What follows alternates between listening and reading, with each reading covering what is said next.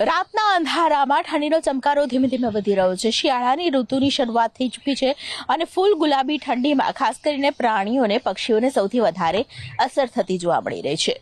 અત્યારે હું કાંકરિયા પ્રાણી સંગ્રહાલયમાં છું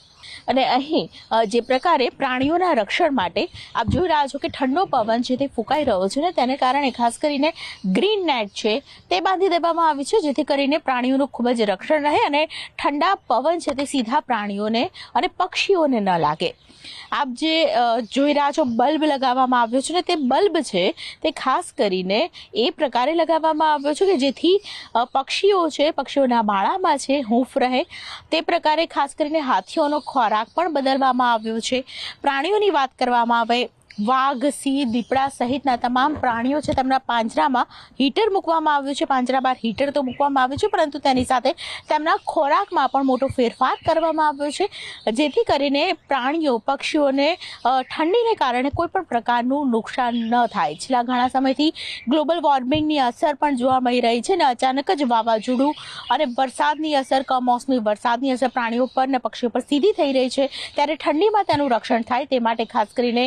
અમદાવાદના પ્રાણી સંગ્રહાલય જે કાંકરિયા વિસ્તારમાં આવેલું છે કાંકરિયા પ્રાણી સંગ્રહાલયની વિશેષ પ્રકારે ખાસ કરીને પ્રાણીઓ અને પક્ષીઓની તકેદારી રાખવામાં આવી રહી છે। આપણે જે અમદાવાદમાં આવનારી ઠંડીની ઋતુ છે એમાં જે હવે ઠંડીના દિવસો શરૂ થશે તે માટે આપણે પશુ પક્ષી અને સરીસૃપોને સંપૂર્ણ ઠંડીથી રક્ષણ મળી શકે તે માટે ઘણી પ્રકારની વ્યવસ્થાઓ કરેલી છે। જેમ કે જે મોટા પશુઓ છે વાઘ સિંહ દીપડા રીંછ એ લોકોના પાંજરાઓની બહાર આપણે હીટર્સ મૂકેલા છે અને એવી રીતે મૂકેલા છે કે જેથી એ હીટર્સ પશુઓને નુકસાન ના કરી શકે। સાથોસાથ આપણે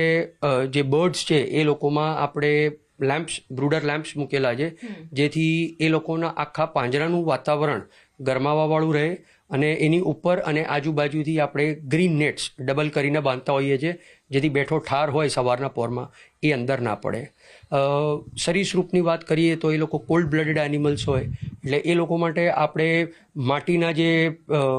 માટલા હોય એની અંદર નાના નાના કાણા કરી અને બલ્બની ઉપર મૂકેલા હોય જેથી એ એક ટેમ્પરેચર કોન્સ્ટન્ટ તાપમાન મેન્ટેન કરે છે જેથી સાપ પછી ઘો એ બધા જે જાનવર છે એ એની આજુબાજુ વીંટળાઈ અને ગરમાવાનો અહેસાસ લઈ શકે છે। સાથે સાથે ઠંડીની ઋતુ છે તો આમ હેલ્ધી સિઝન કહેવાય એટલે એના કારણે પશુ પક્ષીઓના ખોરાકનું જે સેવન હોય એ પણ વધતું દેખાયું છે અને હાથીમાં આપણે